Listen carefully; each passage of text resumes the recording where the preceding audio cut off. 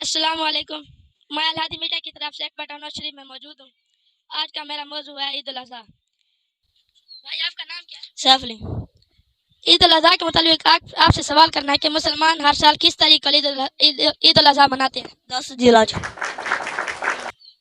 भाई आपका नाम क्या है? मोहम्मद ताहा। कौन सी क्लास में पढ़ते हैं आप? मुसलमान कुर्बानी किस किस चीज़ की कर सकते हैं?